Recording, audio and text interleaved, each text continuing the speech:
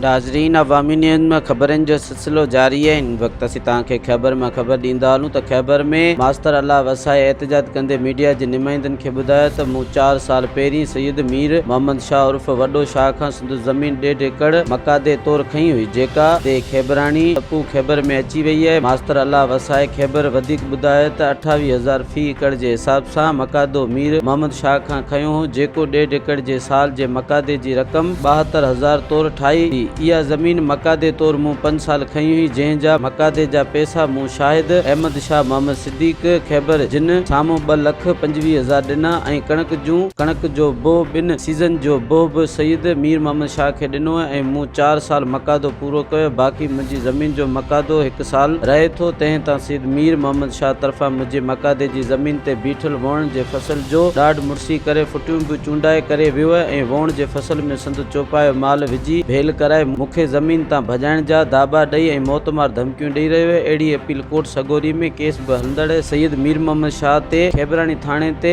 NCB कटाई आहे ऐं वधीक मास्तर वसाए ख़ैबर आला इख्तियारनि खे अपील कई त मूं सां इंसाफ़ कयो वञे। मां ग़रीब मिसकिन आहियां, 50,000 जो नुक़सानु आहे ऐं ज़िले मटियारी जे DC सैयद मुर्तज़ा शाह खे पुरज़ोर अपील करियां थो त असांजे हिन मसइले खे तमामु जल्द हल करे मूं सां इंसाफ़ कयो वञे। ॿी सूरत में एहतजाज जो दाइरो वधायो वेंदो।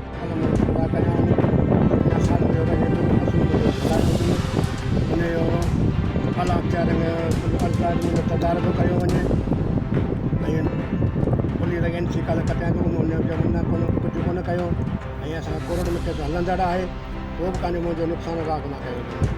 तव्हां कयो आहे मीर मोहम्मद शाह बासर शख़्सियत आहे। अच्छा, ऐं असांजा हिरासमेंट करियो। उहो हाणे छा थो चए? हाणे जो कोई बनी बि कोन्हे, ॿुहा पैसा घणा साल बनी?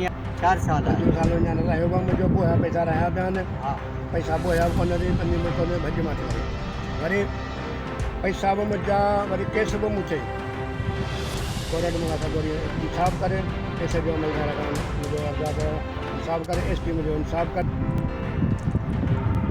हा, पुलिस थाणे जो भाई कोर्ट जो मसइलो सरकारी अमल बि न कोन आहे। न न बासर माण्हू आहे, कुझु बि कोन्हे कयो वञे।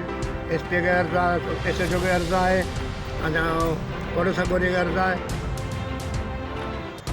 मज़ीद खबरों और तफसीलात के लिए विजिट करें हमारी वेबसाइट www.awamiNewsHD.com।